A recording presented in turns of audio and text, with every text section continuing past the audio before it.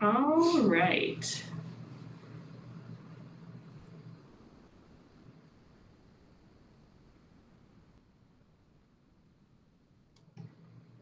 So we're going to start off with Peridec. And if you've never used Peridec, what Peridec is, it is a Google Slides add-on, and it gives you the opportunity to add some interactivity into your lessons.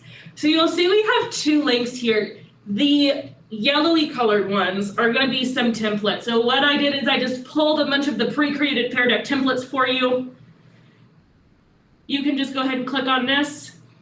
It's going to ask you to make a copy. That is all your own copy now, so you can maneuver things as you see fit.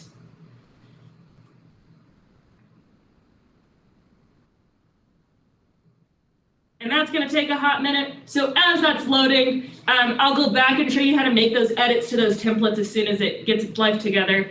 But if you're like, I've never experienced Peridec, I don't really know what it is, and I want to see what it looks like from the student perspective, you can go ahead and click on that green section. Dante is dropping in the link to the presentation right now so that you have access and can follow along with us.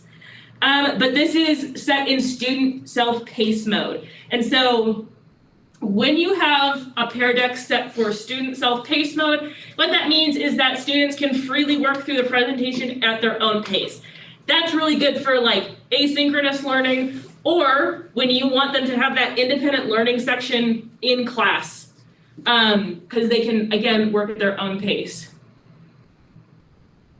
So you can go through here, and I've tried to get as many different samples as possible. So if you want to go in and play as a student would, get a feel for the tools, this is your link to go to. So going back to those templates here, when we're talking about building background knowledge, what we really want to do is we want our students to at least be on some level of the same playing field. And so what Peridec is going to give us the opportunity to do is it's going to give us that real-time feedback within the lesson itself. And so as my kids are coming in and they're doing their do-nows, they're drawing things that they already know about today's topic. They are writing down questions that they might have. They are using a drag and drop feature, and that's going to give me that instant data from my teacher dashboard, so I can see exactly where my students are at. I can also then project that on the screen to highlight different student responses. And so that's going to be really great in giving me a temperature check for where my students are coming at when it comes to background knowledge on this topic.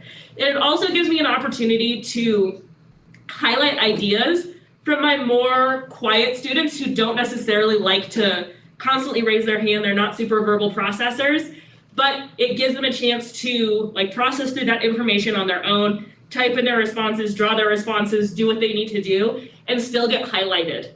It also gives you the opportunity to bring in a variety of different perspectives. So as I'm going through and I'm looking at what my students have done, I am able to, again, look at how different students have approached the question that I have asked, and I can highlight those different responses and really make it a point to say, like, look, everybody's coming at this from a different direction and has different perspectives, but we're all getting to the right place at the end of the day. And so these are all just ways that you can think about, like, starting to build that background connection, that background knowledge. And these are all fully editable. So when I go through and I have Peridec installed, if you don't have Peridec installed yet, don't even worry about it. In that Module 2 resource document, we have the full all-in-one for Peridec. It teaches you how to install the application. It goes through every single component of Peridec. It's great. But once I have that installed, I'll get this little Peridec icon here. I click on it, and that is going to bring up my interactivity. And so this is how I add interactivity to my slides. And so if I have this slide right here, but I don't want it to say, what did you learn from the homework? And I want it to say, what did you learn from yesterday's lesson on the American Revolution, I can just go in and directly edit this slide.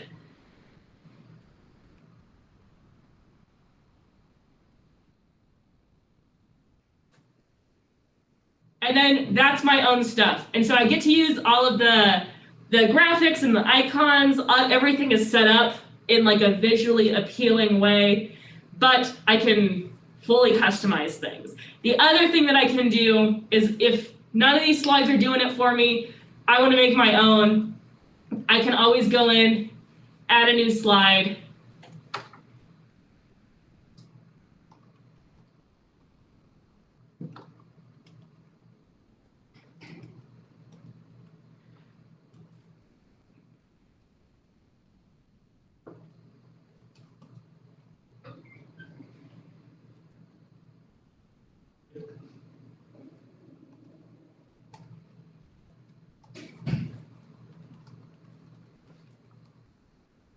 So I can do that.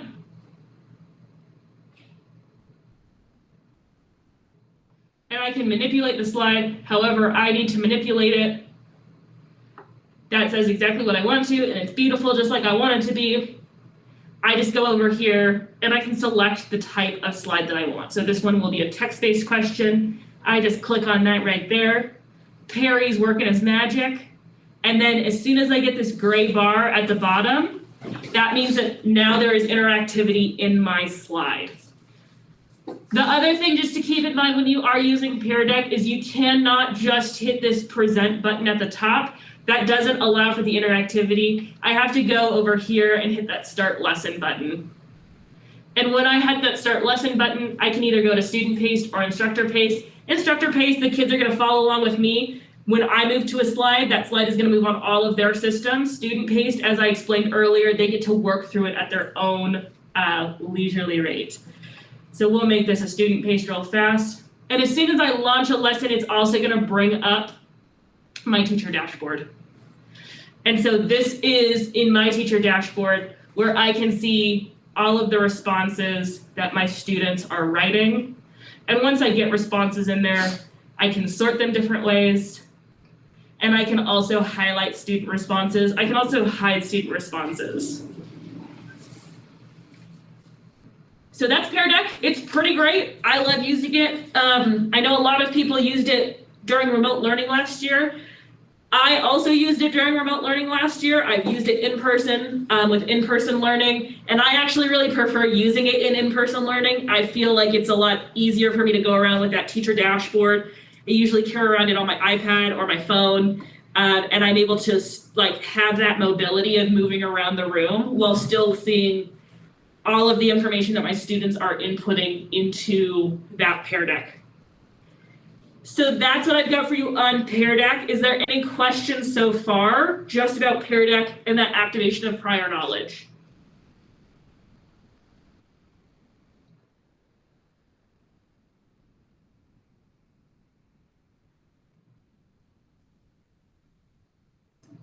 All right. Okay, Thomas, that's a great question. I don't know, but we can find out right here. So I'm on my like Google Slides version where I can like edit things. I'm gonna go to my template library. And then I can go in, I'm gonna select my world languages slides. And so like, these are all the slides that they have pre-created for world languages. And like, again, you can edit slides as you need to. Yeah, I guess the question that I actually had was, given that like there are a lot of lessons, my wife's a teacher in DPS as well. There are a lot of lessons that have already been created within the DPS network. And I'm just wondering if there is a space where we can access all of those types of lessons instead of reinventing the wheel. Like if there's already been somebody that's created a, I don't know, Services a Star deck, if those already exist. So not yet, but that's an awesome idea. And so what we can do is we'll elevate that up.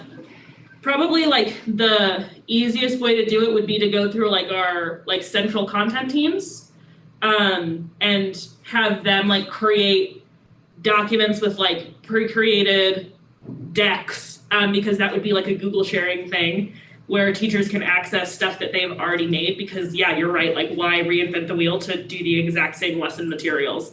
So awesome idea. I'll make sure to put that out there to all of our CSCI connects and see what we can get started. Any other questions or phenomenal ideas? They have to be phenomenal though.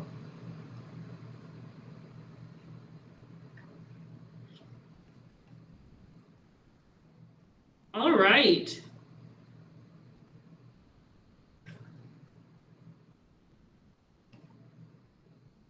So Dante is going to take us through EdPuzzle in this section right here.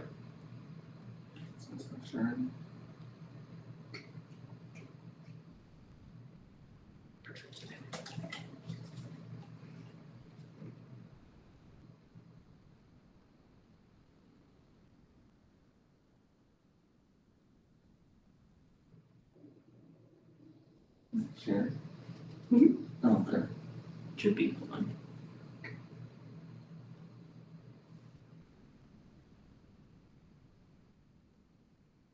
Yes, it is. Okay. So it's picking up the microphone from here, so you don't have to unmute.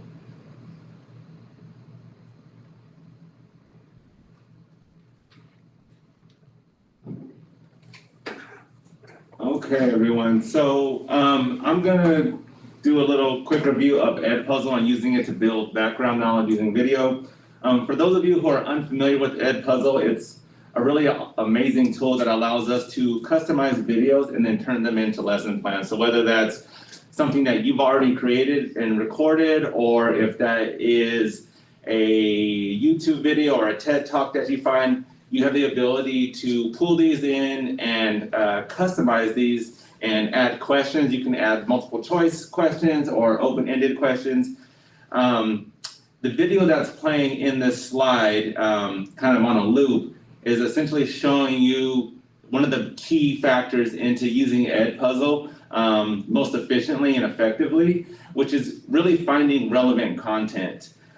So I'm gonna go ahead and just jump into EdPuzzle myself and show you what it looks like to be able to look for and find the content that you're searching for.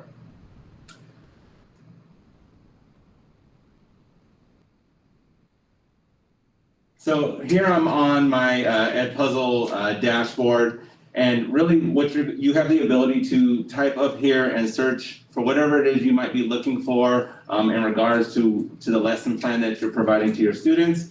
You have the ability to customize with these drop downs, so pick a specific subject, grade level. For this instance, I'm going to jump to a video that I've been using and have customized for the purposes of today's presentation. So I'm gonna go ahead and search that. And here's the video that I was looking for. And one of the greatest things about EdPuzzle, and kind of speaking about not recreating the wheel, is that EdPuzzle allows you to see other versions of the same video and how other educators have edited and added questions to those videos already.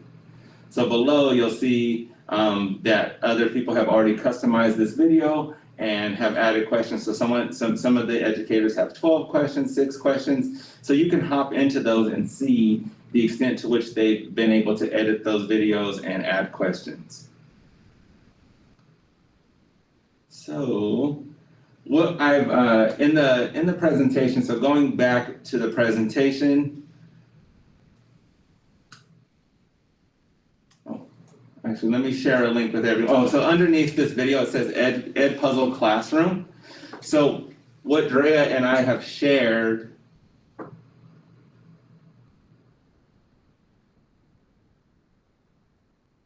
is an EdPuzzle Classroom. So what you would do is just put in a nickname to add yourself to the class.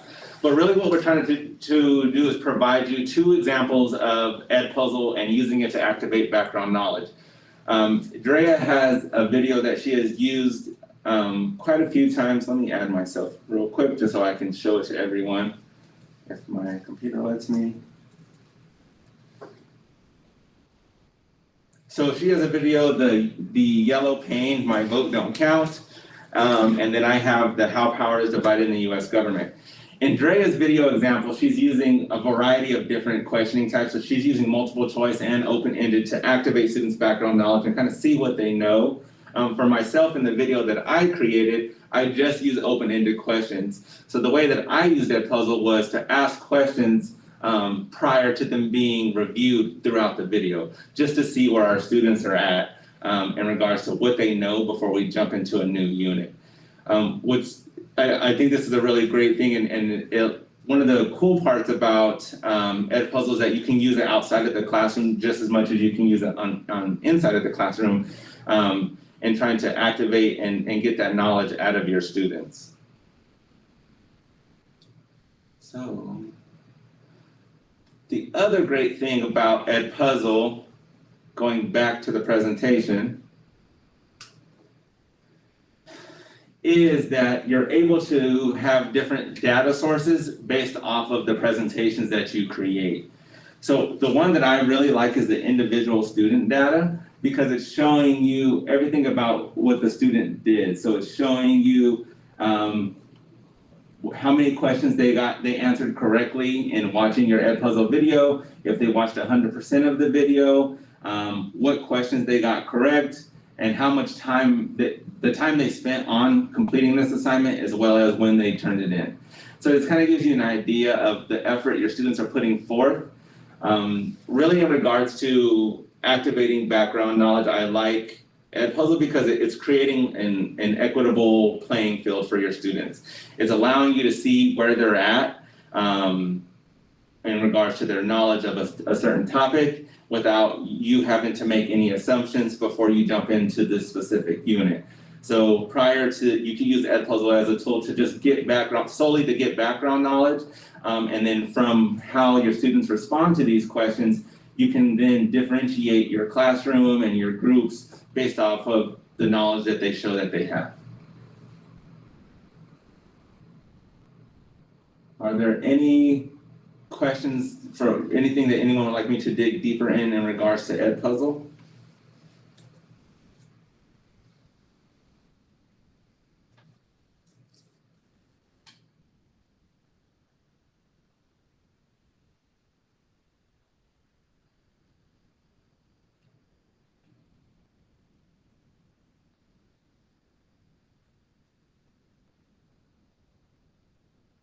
So Thomas, I'm reading your question now.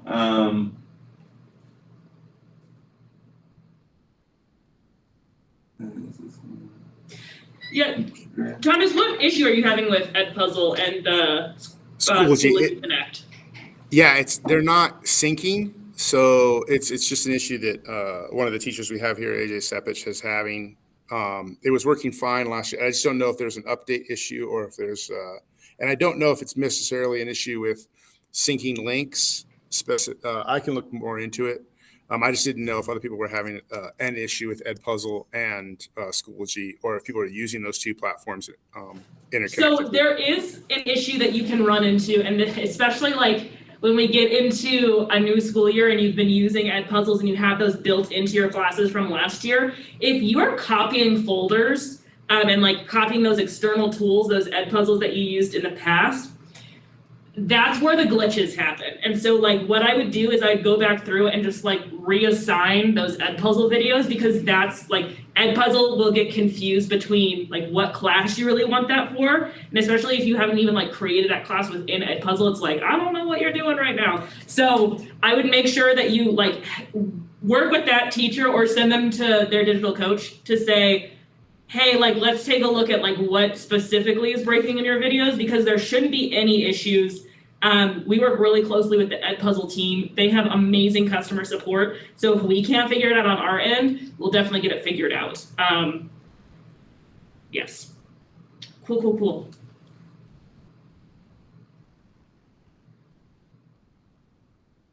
So we're going to our last little highlight on activating activating prior knowledge is using Screencastify or Flipgrid. And we would use these tools to create a space where students can verbally process through what they already know. And so that's gonna be like video demonstration of what students know. Now, what I like to tell teachers is Screencastify and Flipgrid do very similar things.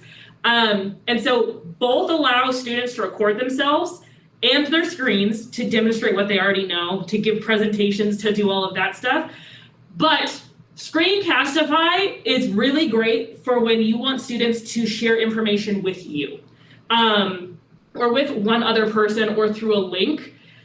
That's like, Screencastify is awesome for that. If you want it to be like a full class share out, you're gonna wanna go with Flipgrid. Like, it's your better bet, because that's what it's set up for, is for that like wider sharing where students can comment on each other's work and they like have all of the video editing features and they can use the stickers and all of that good stuff. So if you want your students to interact with each other or with a wider community, maybe you want them to like work with all of the classes that are currently teaching 10th grade language arts, you can use a Flipgrid for that. If you want students to process through things that might be a little bit more personal to them, you can have them directly share with you through Screencastify. And so we're gonna really like, a lot of our resources are focused on Flipgrid. If you want to use Screencastify, we have that all of them linked in the resource doc. But for Flipgrid, when we are using that, I think that I have all those linked in the all-in-one actually. So if you want to go play with Flipgrid, Right. we have a classroom set up, so you can go to our tutorial and guide sec. We are strategy 2, and if you just click on that sample student view of Flipgrid, it's gonna take you to a class. You just join with Google, and then you'll be in there. And this will allow you, like, this is what students see.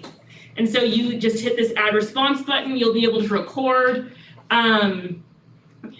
give your response, and then once you post that response, it'll be like available for other students to view.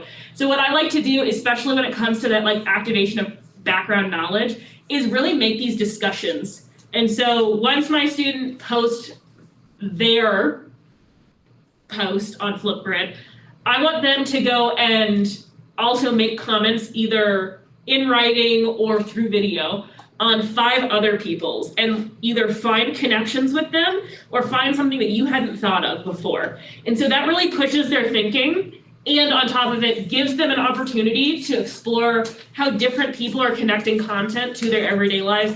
And so that they come in with a more robust background knowledge of what we're talking about.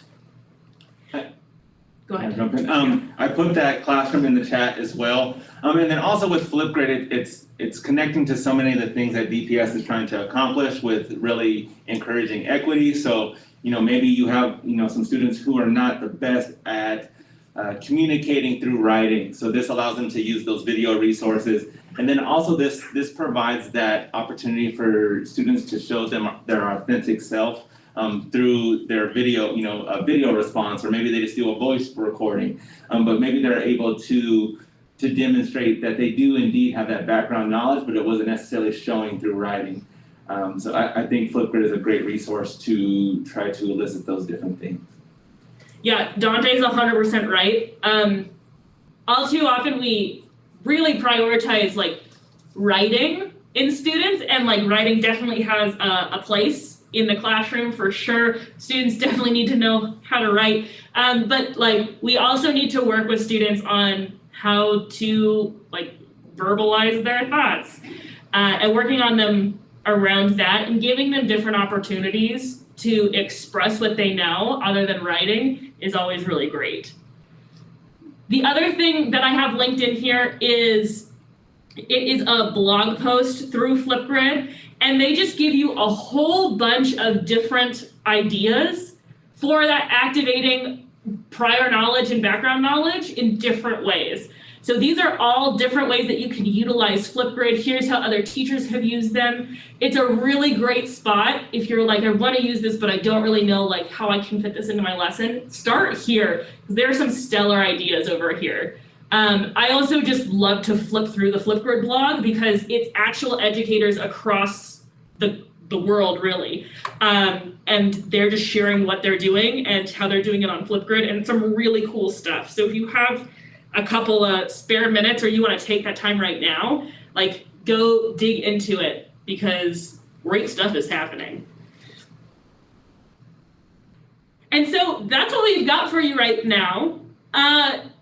We're here as a resource. So if you want to go through something a little bit more, you don't understand how something works, you're not sure on a connection with something, or you just like want someone to bounce ideas off of and like brainstorm with, Dante and I are right here. We will continue to be here until 9:20, and at 9:20 we're gonna head back into the main room to just share what we've been working on during this session.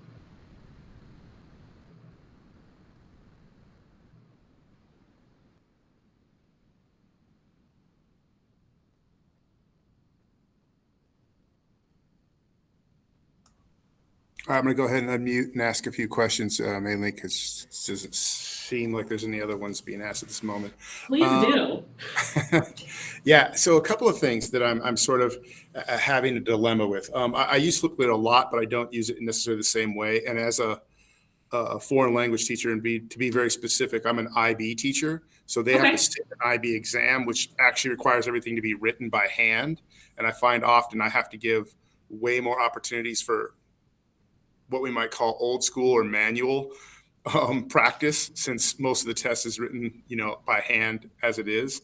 I guess one thing I'm struggling with, and this is why I asked about resources, is having used Peridec last year for building some of those more mechanical lessons of just like, hey, let's review some, whatever it is, grammatical point. Because I tend to use a lot of the time in class to be actual oral production. I've moved heavily away from using the computer during the class, since a lot of the students spending the last 15 months have been staring at a computer, and to get them ready for the exam, they have to like move away from that since the exam isn't on a computer. So I guess what I'm struggling with is using some of these resources in the current environment that I'm in that's most effective for the teaching strategies. And I know that's not really the purview of what we're doing here, but I just wanted to get some thoughts. No, I think that's totally like within the realm of what we're doing. And so like my first thought to that is using a more like flipped approach. And so giving your students an opportunity to like practice at home, like using Flipgrid, using Peridec, introducing things with EdPuzzle, and all of those are gonna give you like reports or whatever, like they're gonna give you an option to see like who's engaging in this outside of class and who isn't. Especially with like higher IB populations, we typically don't see like a huge amount of opt-out when it comes to homework, but like there still is that. And if you're going to utilize homework time effectively, like you want them to be practicing. You want them to be like gathering skills. It's not busy work. Homework isn't busy work. So like using these strategies, like they all take their computers home. So giving that to them as you can build background knowledge outside of the classroom at home, and then jump in class and like get ready to go with your speaking and listening and handwriting. Do you have something to add, Dante? Sounds good to me. Okay, cool. That's perfect. Yeah, that's helpful. That's kind of what I was going with. Okay, so it does make sense then to be using it more in a flipped classroom model, and sort of more as an assignment done out of class at home, just to see if you can increase engagement that way. Well, and especially like EdPuzzle and Flipgrid, when I was in the classroom, I used those like exclusively as at-home projects. And so like I'd have my kids, Flipgrid changed my life when it came to like projects and presenting projects, because now instead of giving up like a week for them to like give their presentations, I have them do it at home. They record at home, And then I'll give them like a day in class to like listen to those recordings, give feedback on other students, or it's their homework assignment for like a solid week is like every day you listen to another presentation. Same thing with EdPuzzle. EdPuzzle is so great because of the like analytics that it gives me. And it's so easy for me to just like look real fast and I see, okay, here are my students who didn't watch it at all. My kids bombed this question, like more than half of them got it wrong. So like I really want to cover that in class today and like figure out what those misconceptions were. But they're doing all of the actual work of like the watching and the engaging outside of my classroom so I can really dive in during my class. Yeah, that's helpful. Okay, thank you.